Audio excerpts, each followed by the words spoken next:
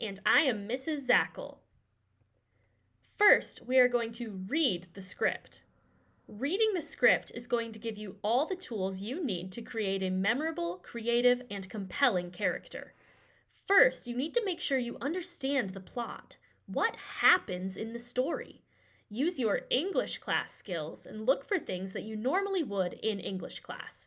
Point of view, plot, characters, setting, etc. Then we'll take a look at beats. Beats are the places where the subject that the characters are speaking about changes. Conversations have a natural flow to them, and where conversations go tells you a lot about what is important to each person. It also tells you about motivations. Does a character suddenly shift topics because they are excited about something? Or maybe they are trying to actively avoid talking about something. How we approach finding beats is by reading the script and marking in the script where these shifts in topics occur. These shifts will be able to give us clues as to why characters are changing conversation topics and will inform your delivery as the actor. Speaking of relationships, there are two types of relationships that actors should be aware of for every character mentioned or interacted with during a show: factual relationships and acting relationships. Factual relationships are how two characters know each other: mother, brother, friend, coworker. This information is found in the script and gives a good starting point for developing how your character will interact with them.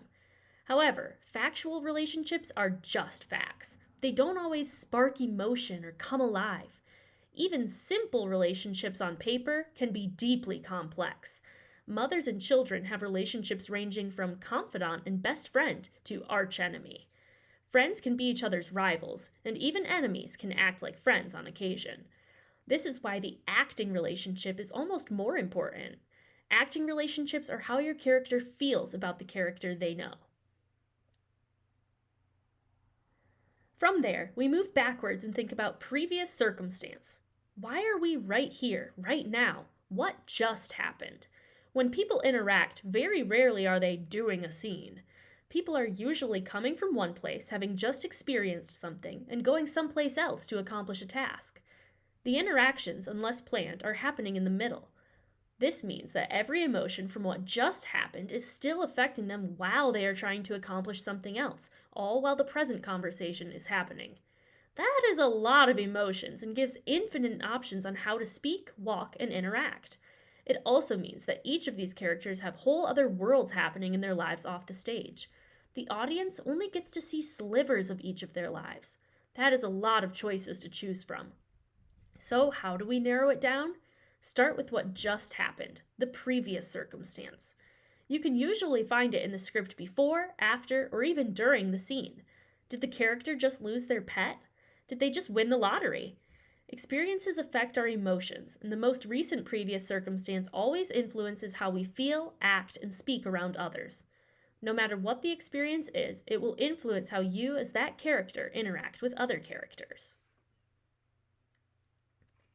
Still, Fiona faces obstacles.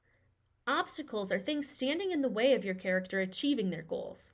Shrek refuses to remove his helmet, which is an obstacle that Fiona has to overcome in order to get what she wants. Lastly, we are going to analyze our scene for subtext. Subtext can be tricky. We have to read between the lines to determine what the character is really thinking or feeling.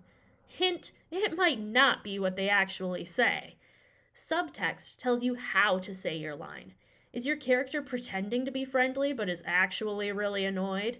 Are they jealous and hiding it? When Fiona sings I Know It's Today, her lyrics sound very confident.